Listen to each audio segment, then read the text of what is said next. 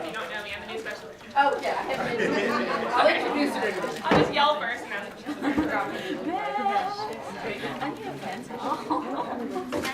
I would really mean it. Really mean it. Blanca. You she got sassy? I was like, Totally smart.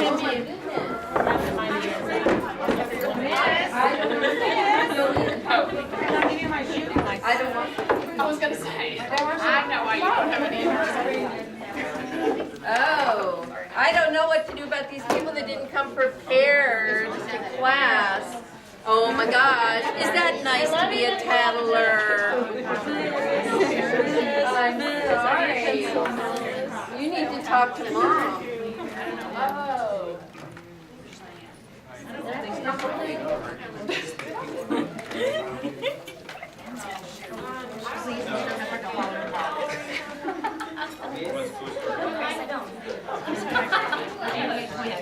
We never did yesterday. You should have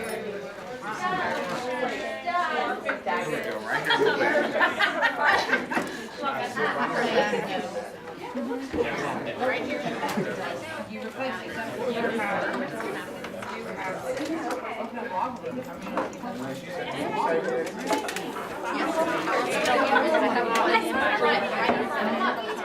Your name needs to be on this. Your time is ticking.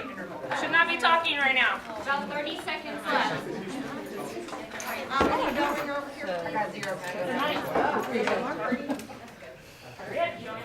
she put all the tag alongs in front of me. No one want one? This is for a grade. It's getting taken up. Thank you.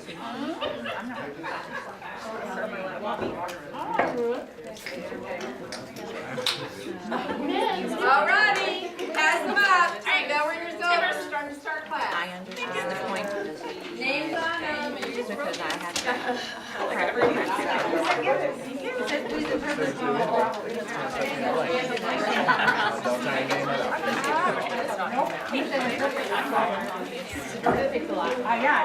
Okay, guys.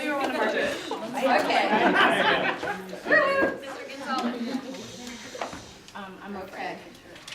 For any of you who have ever been to a dyslexia training, you go through a lot of this kind of thing to help you realize perhaps what a student with a disability might be thinking when they come into your class and they're handed something and told you got 2 minutes to get it done, get it done, get it done, and then there's all this talking. An interesting thing, you guys did what they did this morning, which is what the kids did. You looked at it, you kind of just stared at it, and you chatted with your neighbor. So this is just a little eye-opener to help you realize that sometimes it's overwhelming to kids. And just to give you a little bit of insight into what they may be thinking. By the way, these are the answers. Yeah, oh, there's your answer. See if you, Anybody get it? anybody get it? I just saw that. It's not It doesn't say solve. Yes, it does. In It another, says interpret it the says, following no, problem. it says please integrate the following problem. It wasn't, and that's sometimes what our kids, they are in a K2 reading level, and so they are only able to decipher certain words, so they're spending that entire first few minutes trying to figure out the instructions. Well, everybody pretty much here knows who we are. This is our new teacher, Courtney Sykes. And we make up, along with Ms. Bowman and Ms. Martinez, the resource portion of your special ed team. And then add to that Ms. McCleskey and Mr. O and Ms. G, and together we're your total SPED team. And Ms. Stanley, I'm sorry, I always leave Ms. Stanley on, and Ms. Stanley. She's a Park Hill on Wednesday. She's at Park Hill, so she's not here.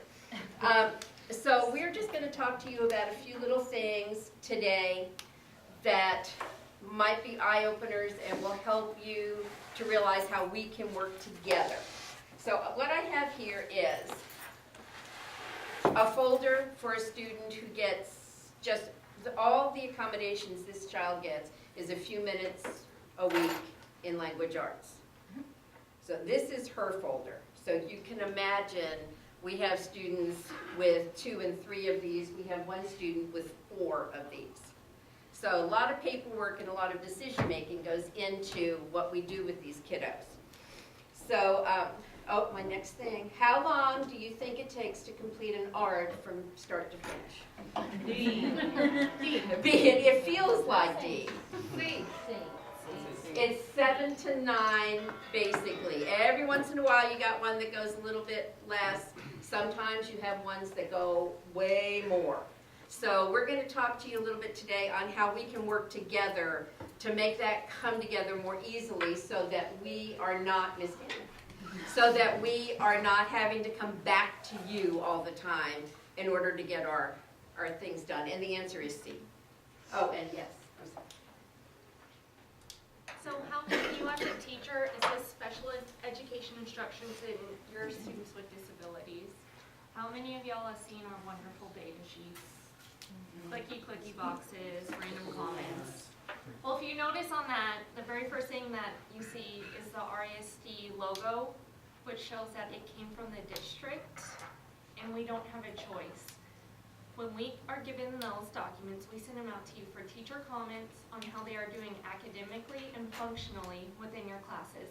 And that actually goes in section 4, supplemental data, into these folders. So it's something that teachers go and look at, special ed teachers go and look at when they come up for 3-year reevaluations and that kind of stuff, so they can see, okay, over the last few years, how have they been doing? And they're required from everybody, even if you just have them for PE or art or an elective. Not if that they're PE sent is out not to important. Yeah, no. No, they are. PE or art, we're just. No, I said they're required even if you teach, because lots of times we get, well, all I teach is such and such, and I don't have, or I just have them for PE. And we need them from everybody, because they're required part of the IEP, or the folder. What we do with those data sheets is we go, and this is an actual page from the IEP, it's called the plot page. It means present levels of performance. And there's 2 categories within this. There's the academic side and the functional performance side. The academic covers oral reading, reading comprehension, written expression, mathematics, and listening comprehension. And then the functional side, fine motor, gross motor, language, social emotional, self-care, and knowledge or comprehension. So some of the teachers, something that Ms. Loftus was saying, I teach science, social studies, or choir, and that subject's not directly written on that page, but we use your data sheets to fill it in. So in social studies, you read text and answer comprehension questions about history. In science, you still do mathematic problem solving. If a student can't figure out the density equals mass divided by volume and they can't figure that out, then that would fall under our mathematics category. So all subjects encompass fall between these 11 categories. So what we're going to do real quick is a little activity between your tables. I'm going to give you a data sheet that have been filled out, I've saved for the last 4 years and have just changed names. And you are going to fill out the portion of the plot page that goes along with yours. So if you have green, it'd be English, red, reading, and so on. So if you will do that with your table, the plot page is the last thing.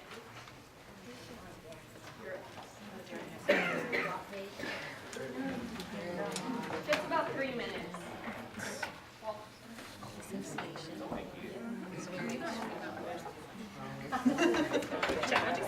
You can dodge a wrench, you can dodge a ball.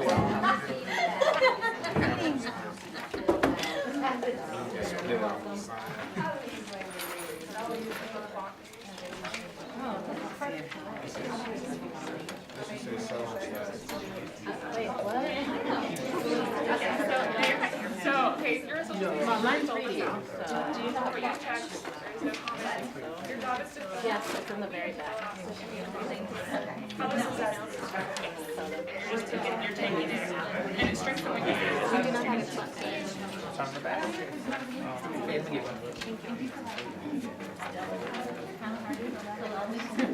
Hello. We didn't get a plot page. Yes. Oh, the back.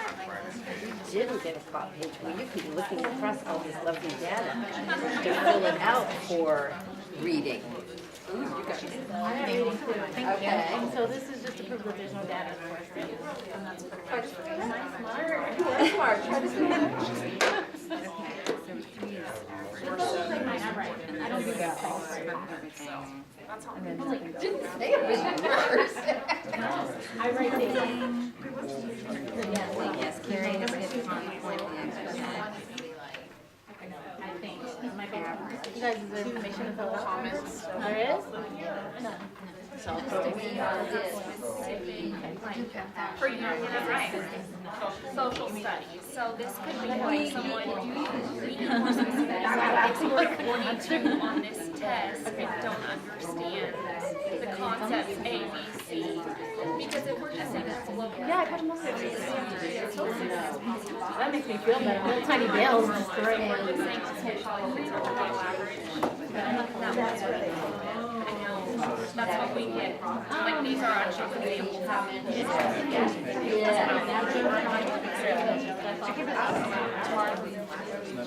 So we would have to put them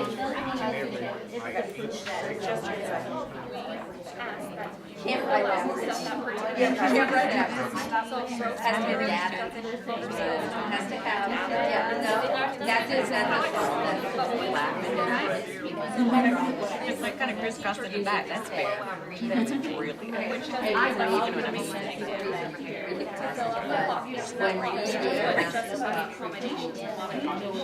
cannot read. You have to check because you have to More specific, like what we need from it. We need, cannot take them out of the front load.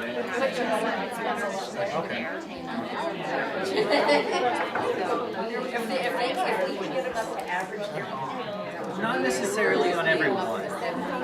If we do need comments, I mean, you can just, like, summary comments. You just, it can be just here. Normally, if we just see this, generally we also be flipped straight. We'll see what you guys do. Yes, we normally won't send it back if you at least do this. And if it's, good information. Okay. Was anyone able to fill out their plot page effectively? Not with just one sheet. Not with just one sheet? Were you able to, what sheet did you have? I mean, we just have this, What subject area was it? Social studies, but you could have filled out reading comprehension, listening comprehension. Were you able to do that effectively? Okay, good. I don't know if it's effective because I think we would have had. below average, they'd send that back. Yeah. So, They would say, where's the data? We need, like, this, when the kid reads, cannot read at a constant pace. And no. the thing is, if we can't get comments from reading teachers or somebody, then we have to pull them out of class again and have them Stop read. this. Tell everyone. Yeah. What, here, Hold on, we have to talk to the kids for every week.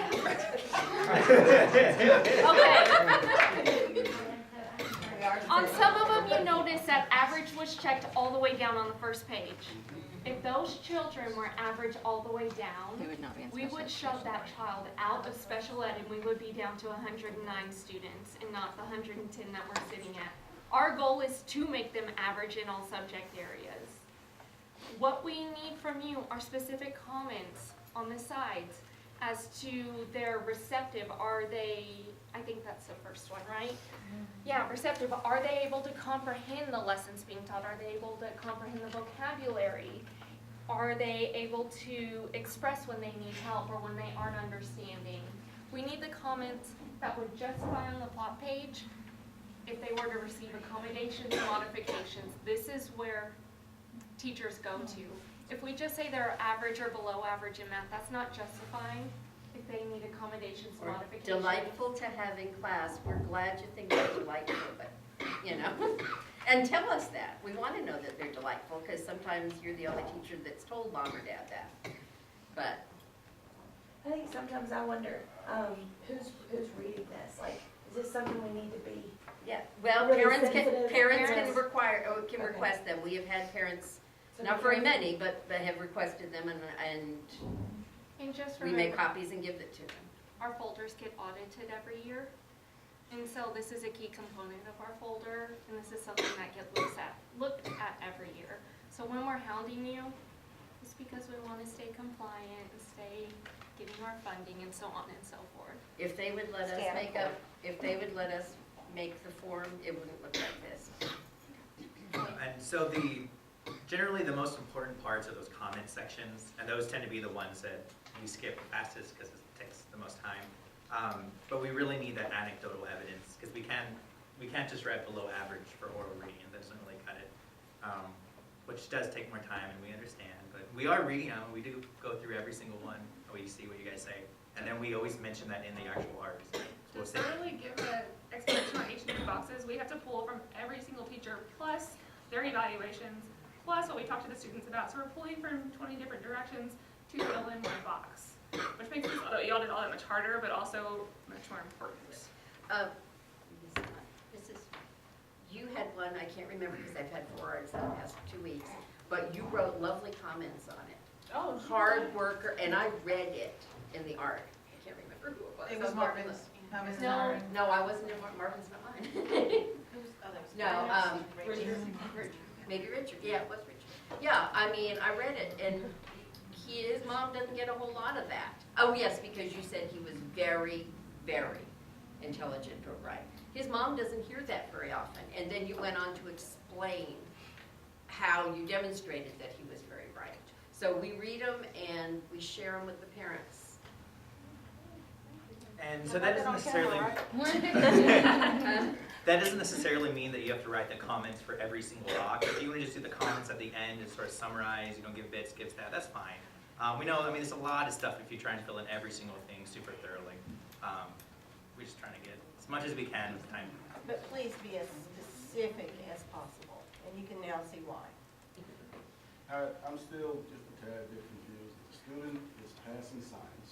I mean, shouldn't I check, that it's pretty much average across the board in a particular area? Is he I mean, average? he's passing. Is he passing because of your accommodations or because he's average? Yeah, I would say if he's passing, he's about average. so he's average across the board in I all mean, not science. necessarily in every category, but Then in he's not certain average. Well, then categories. he's not average across the board. You may have a kid that's average in his ability to have a conversation with you, Right. but when it comes down to it, if you just threw that Say kid out in by reading, himself. for example. Mhm. Okay, he's comprehending the science, he's getting the concept, so he's pretty much average.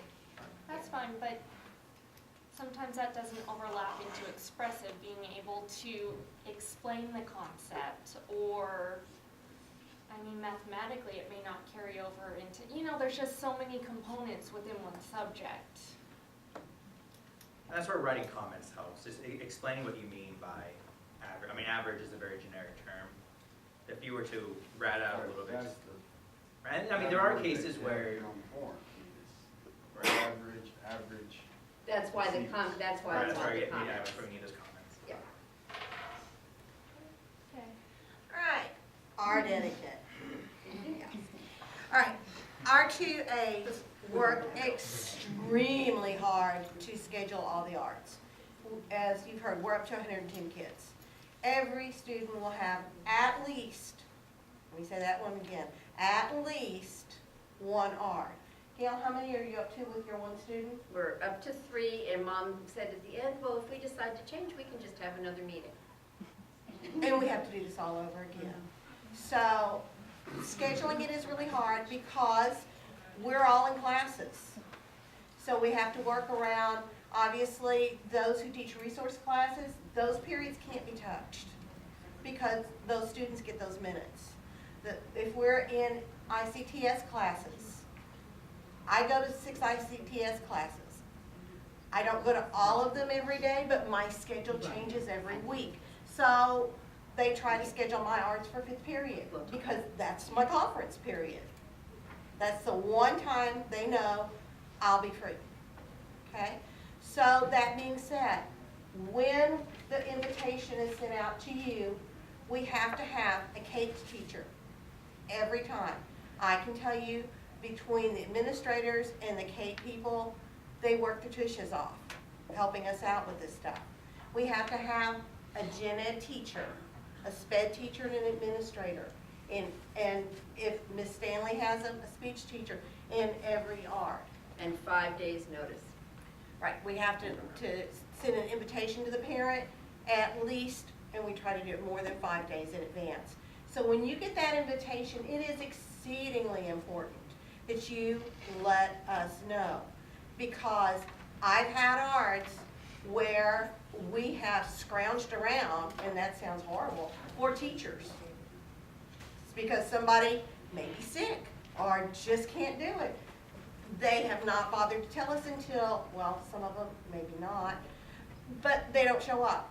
Then we've got to start hunting for other people. And Tommy and Juanita are great at covering classes, but they also get the kids when they're testing. And in this building, you guys like to test a lot. It seems like we've got kids in the office testing almost on a daily basis. We gotta have a person there. So it is really, really important that if you cannot be there, you let us know. It's also important if you can't be there, be on time. Parents are taking off from work. And it looks extremely unprofessional when we have to scurry around trying to find people, when it's on their calendar. And the way it's sent to you, it is on your calendar. And that's not something that just happens every now and then. We see that almost weekly, where we have a teacher not show up or show up very late. Just a day or two ago, I had to go. The mom was there, everyone was there, and I had to go hunting throughout the school. And we had to have Miss Kitty end up coming and saving them. And Miss Loftus had to leave her class so that she could cover Miss Kitty's class. And it becomes a major issue. It's a domino effect. And plus, the kids have to be in the art. Once they hit junior high, they have to be in the art. We have to pull the student out to do transition with them. That's a period. We've already lost that child's lost that period. Then they're gonna lose another period for the art. We don't want them to be out of your classrooms any more than we have to. But you've heard that sometimes we can't avoid pulling them from a core class because of the scheduling issues. So please, please, please be on time. And if you can't make it, we need to know well in advance. I understand a sick kid. Let us know. When you let them know, let us know if it's your day to have an art. And the last thing is, other than administrators, please put your phones on silence. Put them in your pocket. There's nothing more frustrating than looking and seeing a teacher texting during an art. I understand translated arts are long. You don't understand what's going on, and you sometimes get bored. But again, the parents are our customers, and when you're teaching, you don't want to look out and see students in your classroom texting. We all know what will happen, right? That phone will be yours and straight to the office. So afford the parents the same courtesy that you expect from your students. And vibrate is not the same as silent. Vibrate is just as loud in a quiet room as it being on ring.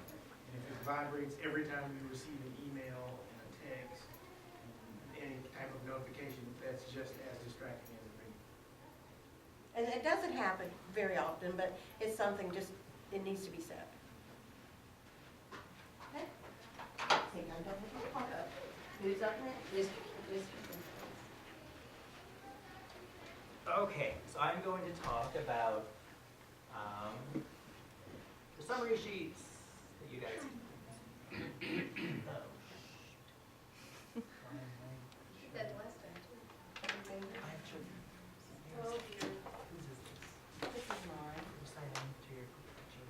Sorry. I believe in you. I don't believe in We you. can lie with the bar. Anyway, I will talk through it. Summary sheets. So those are the things that we send with you guys for every single student that you see that's in special education. So y'all should get it beginning of the year. Y'all receive them, and then after every art that we have, you get a new one that covers. Yeah, the GRC covers.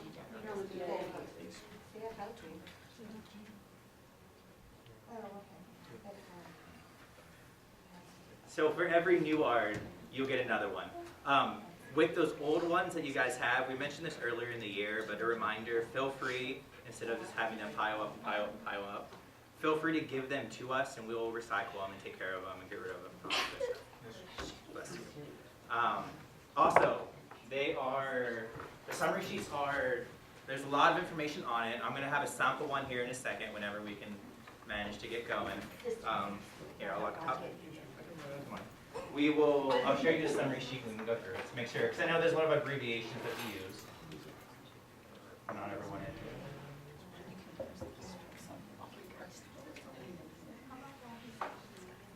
Oh, okay. While he's finding that, I just want to make something, just clarify a little something on the data sheets. You'll look here on the side, and it says receptive, expressive, articulation, motor skills, and academics. And each one of those is a separate thing that you will be looking at. So when you fill out the form, even if you think that the child might be pretty much average, if you look here, receptive language, well, if he's one of those kids that looks at you like when you're talking and you're not sure if it's getting in or not, that would be something that you could mark as lower.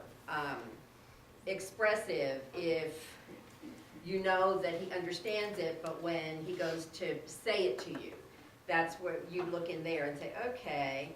Grammar, when they're when they're talking to you, how the grammar is. So just think of this as individual little categories. Okay. And on that note, there is a lot of terminology that we use in special education, a lot of phrases, a lot of abbreviations that we sometimes take for granted that everyone else knows and all teachers are familiar with, which isn't always the case. So if there's ever anything that you guys are unsure of on the data sheets, on your summary sheets, on anything, that's why we're here. Feel free to ask us. We will not judge you. It is good to know. All right, so I'm going to go through this make-believe summary sheet for Mr. Jervis Tetch. So you have the normal stuff. Now, the disabilities. Mr. Tetch here is ED, LD, and SI. Those are some of the three most common disability codes that you're going to see. Going through them all to make sure we know what they all are. AI is auditory impairment, AU is autism, DB is deafblind, there we go. ED is emotional disturbance, LD is learning disability, ID is intellectual disability. That's the new term for MR. Yeah, we don't use MR anymore. Now we use ID, but it has the same definition. So to be ID, you have to be lower than 70 IQ. Don't worry about NCEC, we're not going to have it. OI is orthopedic impairment, OHI is other health impaired, generally that's ADHD. SI is speech impairment with Miss Stanley. TBI, traumatic brain injury, VI, visual impairment, and then MD is multiple disabilities. So, whenever you get these, make sure you know what your student has, make sure you understand what the disability means. If you're confused by it, you can go through the IEPs if you're gung-ho about it, or just ask us, and we can explain what it means. ESL, SI, if they have a BIP. Generally, this is only the case for the students that are ED. If they're ED, there's a really, really good chance they're going to have a BIP. If they have a BIP, it'll be attached. Maybe AU. Maybe, that's true, yeah, they're AU too. They'll have a BIP. If they have a BIP, you guys need to make sure you familiarize yourself with it real quick. It'll explain their behaviors and how you deal with their behaviors and how we're supposed to do it. Moving quickly through it. Instructional accommodations and the state assessments. Make sure you're familiar with what the student needs. Not only do we want it, it's a legal requirement that we provide it. If we're not providing it, we can't fail the student, and we leave ourselves up to lawsuits if the family finds out about it, which they will because we all have to tell them. So make sure we are giving them everything that we need to. It is a good idea to create a spreadsheet and constantly update the spreadsheet. Put it in shorthand, all the students you have, your specific load, so that you can see right away. A lot of teachers already do that. If you need an example, feel free to ask us or ask around, because I know most of y'all do that. Now, one more section. Most of you, well, it happens, but the key part here is where it says modified and ICTS. ICTS means that there's going to be an inclusion teacher in that class. Resource means they're going to be with us in one of our classes. Modified means that we have to modify their tests, modify their quizzes, modify their coursework. And their assignments. And their assignments, yeah, their coursework. So if they are modified, most modified students are going to be with us in our resource classes, but not all. There are several modified students sprinkled throughout, especially in a lot of the science classes, and social studies classes. You're going to see a lot of modified students. If that's the case, you need to make sure that they're being provided their modified work. Same thing with the instructional accommodations. That was 2 minutes. That was 2 minutes, yeah. That was 2 minutes. Are there any questions? I'm sorry, I went through that really, really quick. No. We love you guys. We're good, unless you have any questions, because I'll get you out of that. Thank you.